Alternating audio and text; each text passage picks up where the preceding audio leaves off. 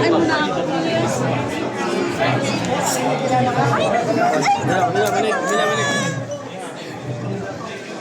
Ako in charge dito eh.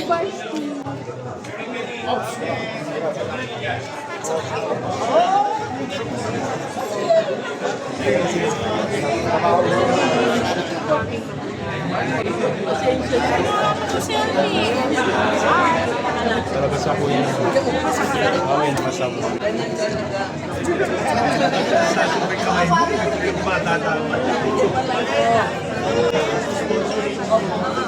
Ito yung pharmacy natin. Pharmacy. Yung pharmacy natin. You know, pharmacy. Ito, dito si Yorme sa loob ng pharmacy.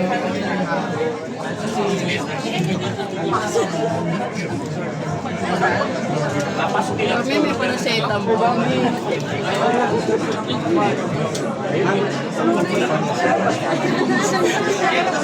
Ma'am, dito ko na. Good morning.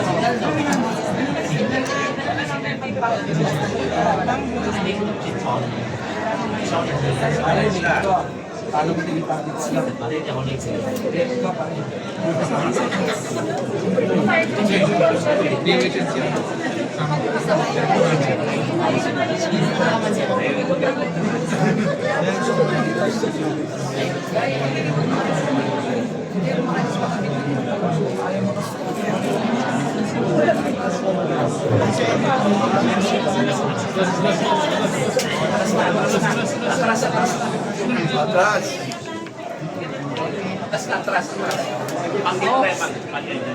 Yan. Yan yung tripod ko.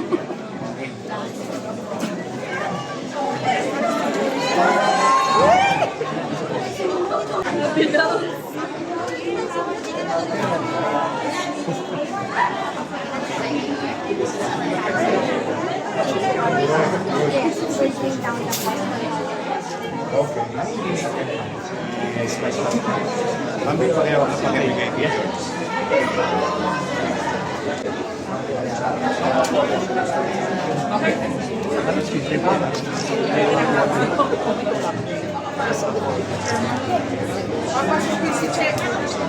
Cek. Jerman sekelas Jerman.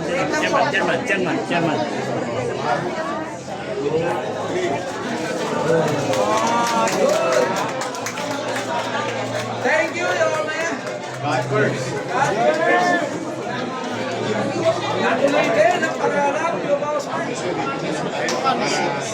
Hindi na kayo ma-sipat. Ambus. Ambus.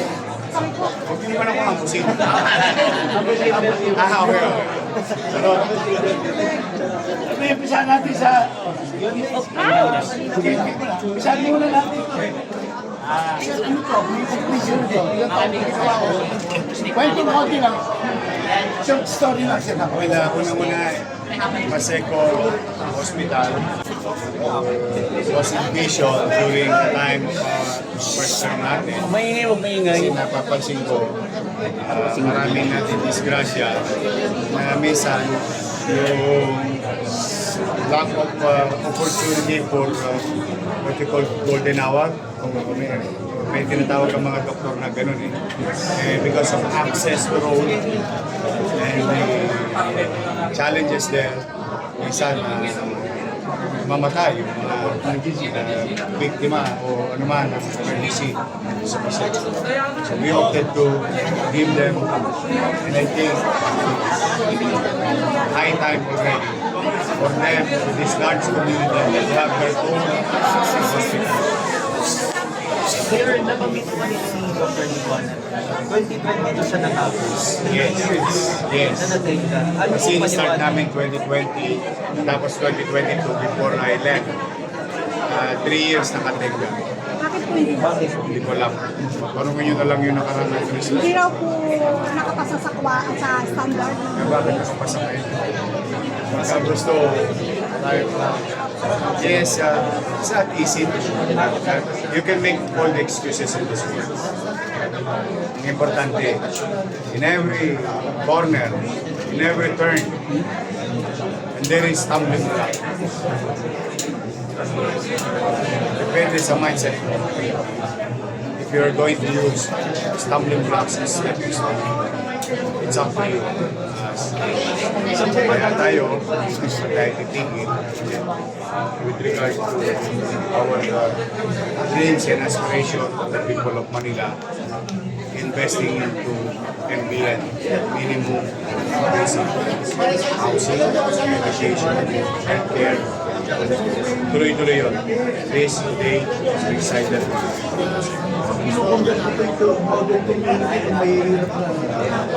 Tao dahil sabi mo, bago ka na naman ang bakit? Bakit? Lahat yan. Housing dyan. Magkakaroon pa ng fire station dyan. Ito, yes, magkakaroon ng fire station. Lahat na pwede namin kabuo para umayos at presente. Kaming presente ang pamumuhay dito. Ito ba pwede din yung mga ibang natin? Oo, intraport.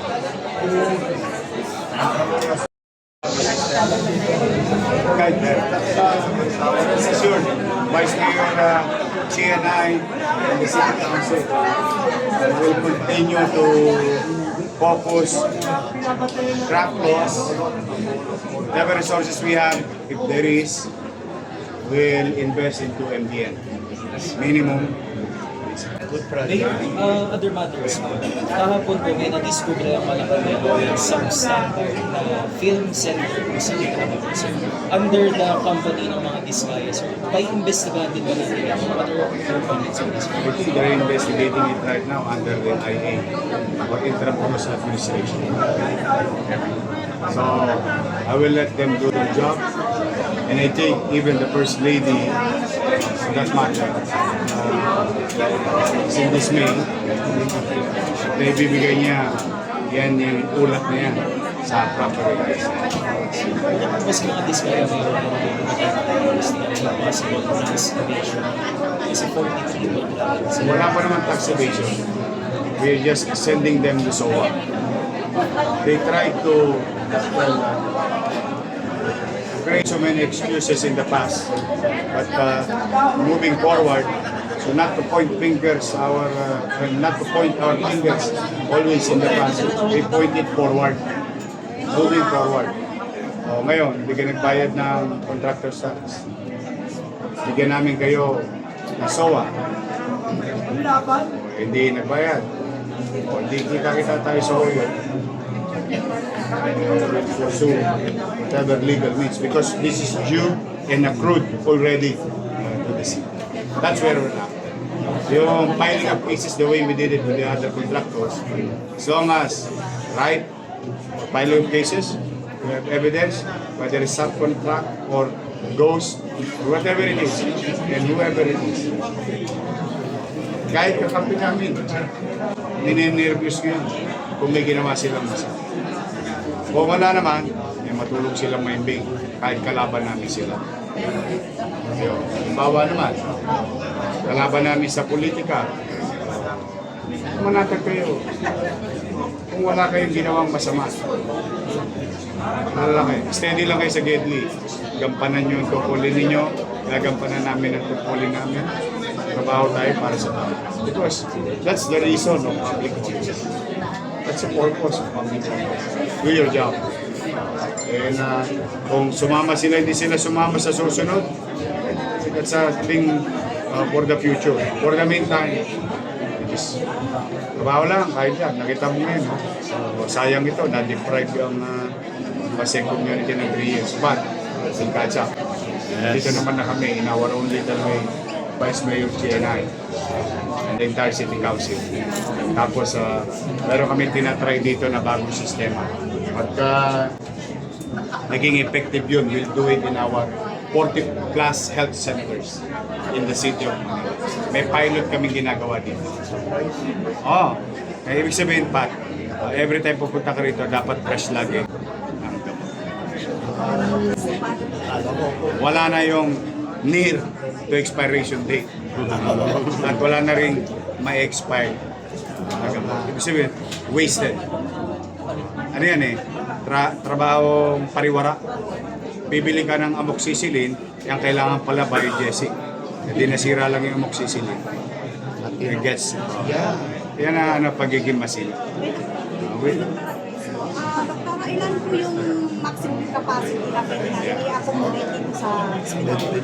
Ang bed capacity nito ay 50 beds. Pag naaprubahan tayo ng DOH sa December, Hopefully. i-apply namin, ma-accommodate na natin ng 50 patients.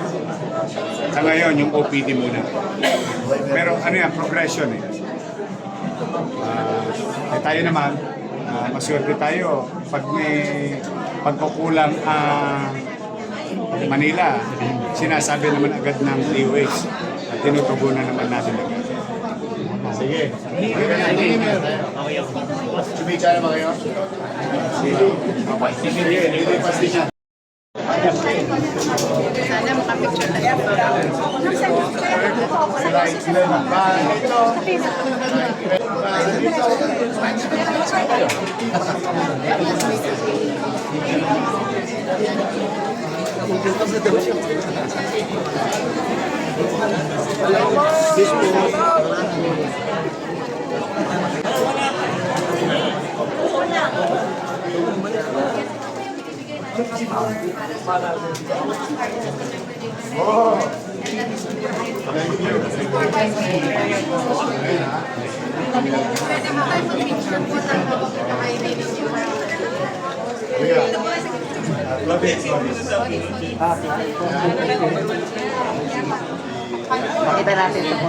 Ready po. Okay po. 1, 2, 3.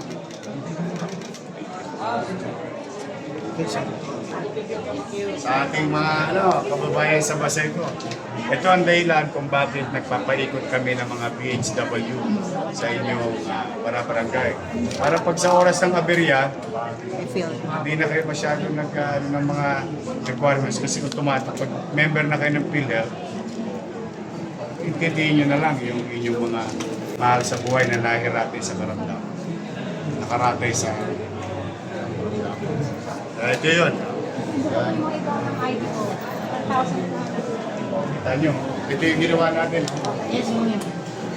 JB, ito yung pinaikot ko yung mga PHW. Ayan, tamo. Okay, teka pasalamatan ko lang shout out sa ating mga PHW. Ito yung pinaghirapan nyo, yung pinagawa namin sa ito. I-distribute na.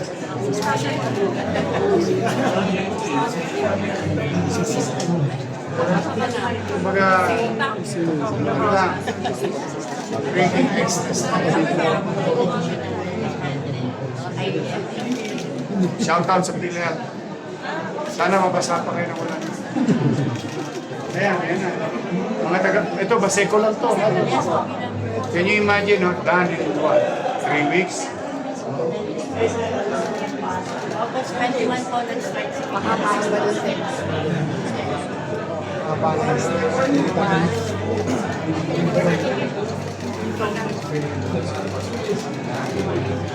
Pwede na tayo kumuha sa ano. Wow.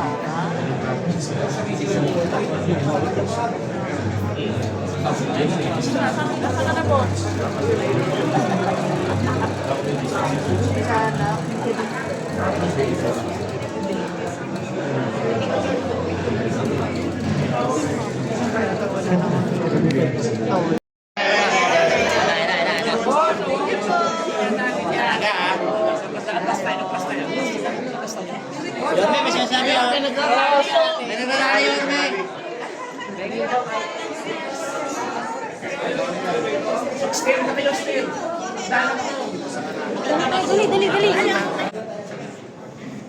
Ano ba?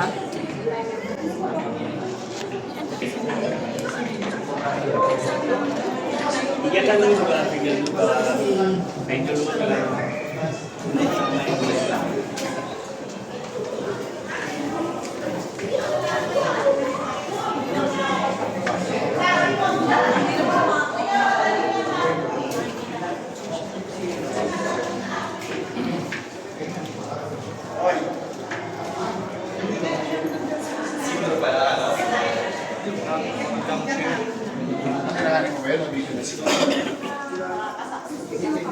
Dito. So, yung mga bed natin, ganyan na talaga.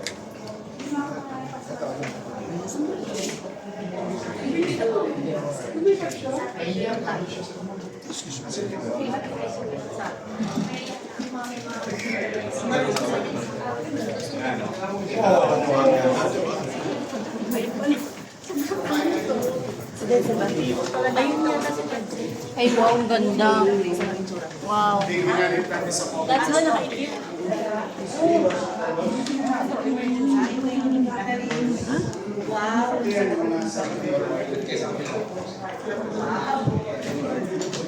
sarili silang banyo. Ayan po. 1, 2, 3, 4. Hindi na lalabas yung pasyente nito. Ang lamig. May chicha. Araw-araw may sakit.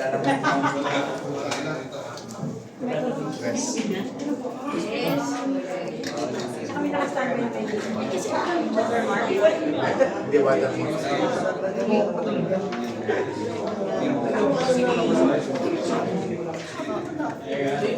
Kasi, wala na. Tapos yung tatanggal na.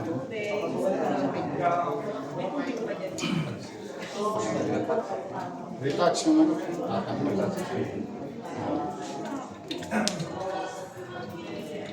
Simple sila niya, no?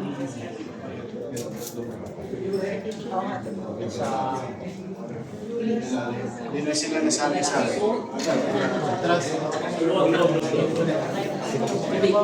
Hindi na ako sasama dyan.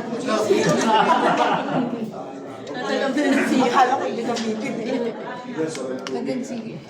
Ganda ng CR. Parang hotel, no? Yes po.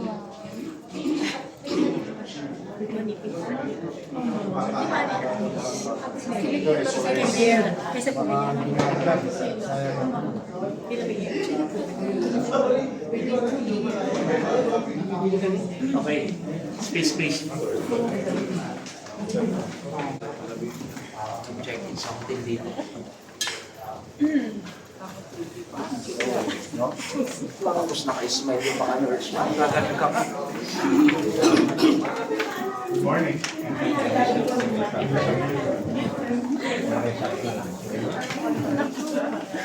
Pero mga kulay na smile.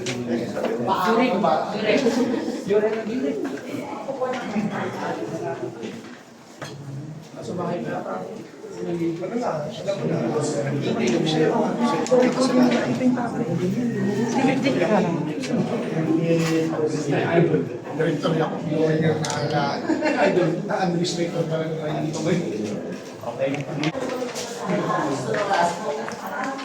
Talaga.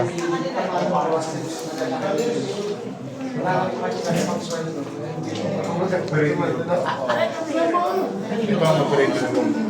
Ito yung, ayan, no? Ito na ang operating room. Malalaman mo na yun. Operating table na lang. Pero anong mga wishlist?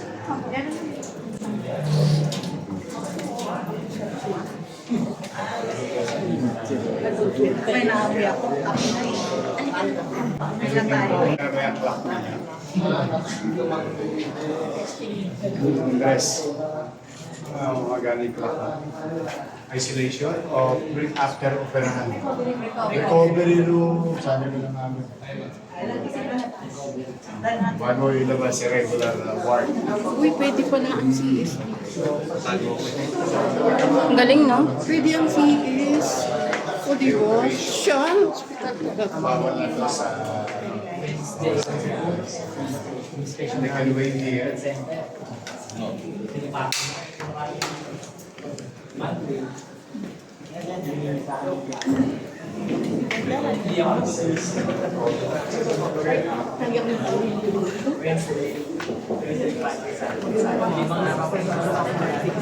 Ano gusto ng order?